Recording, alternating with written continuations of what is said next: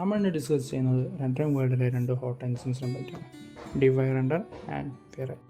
D5 render ഇതൊരു real time rendering സോഫ്റ്റ്വെയറാണ്. Interface വളരെ എളുപ്പമാണ്.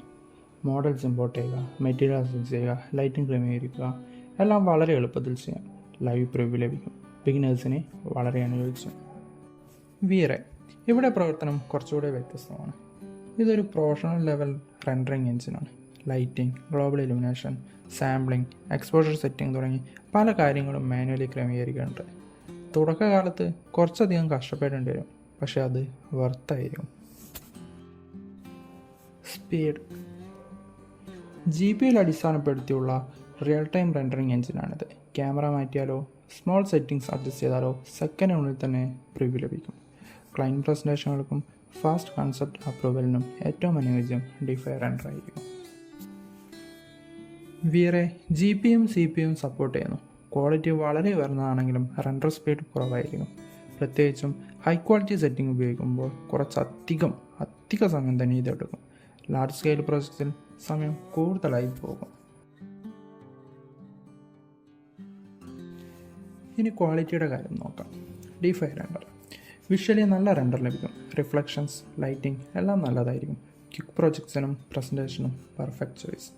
എന്നാൽ hyper realistic cinematic level detailing കുറച്ച് പരിമിതികളുണ്ടാകും. വിറെ ഇതാണ് ഫോട്ടോ റിയലിസത്തിൻ്റെ സ്റ്റാൻഡേർഡ്. ലൈറ്റിംഗ് കാൽക്കുലേഷൻ പെർഫെക്റ്റ് ആയിരിക്കും. ഷാഡോസ്, മെറ്റീരിയൽ ഡെപ്ത്, റിഫ്ലക്ഷൻസ് എല്ലാം വളരെ നാച്ചുറലായിട്ട്. മൂവീസ്, അഡ്വർടൈസ്മെൻറ്റ്, ആർക്കിടെക്ചറൽ പോർട്ട്ഫോളിയോസ് പോലുള്ള ഉയർന്ന നിലവാരമുള്ള പ്രൊജക്ട്സിൽ വിറെ വ്യാപകമായി യൂസ് ചെയ്യുന്നുണ്ട്. D5 റെൻഡറിന് ഒരു ശക്തമായ GPU ആവശ്യമാണ്. RTX സീരീസ് റെക്കമെൻഡ് ചെയ്യുന്നുണ്ട്. ഇത് GPU പെർഫോമൻസ് കുറവാണെങ്കിൽ റെൻഡറിങ് അത്ര സ്മൂത്ത് ആയിരിക്കത്തില്ല.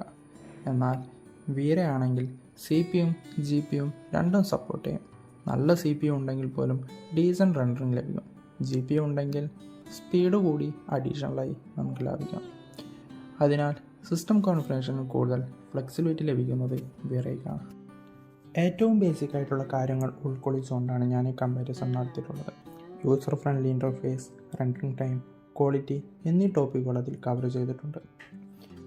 കണ്ടുകൊണ്ടിരിക്കുന്ന നിങ്ങൾക്ക് തന്നെ ഇതിനകം ഇതിലേതാണ് ബെസ്റ്റ് എന്നൊരു ആൻസർ കിട്ടിയിട്ടുണ്ടാവും. ബട്ട് എൻ്റെ കാര്യം നോക്കുകയാണെങ്കിൽ ഞാനിവിടെ ചൂസ് ചെയ്യുന്നത് D5 ആയിരിക്കും.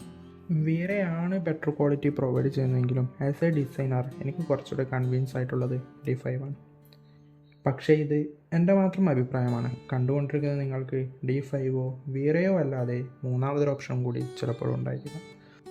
സോ അതെന്താണെന്ന് കമൻറ്റ് ബോക്സിൽ ആഡ് ചെയ്യുകയാണെങ്കിൽ കമൻറ്റ് വായിച്ചുകൊണ്ട് തീരുമാനമെടുക്കുന്ന ചിലർക്കെങ്കിലും അത് സഹായകരമായേക്കും.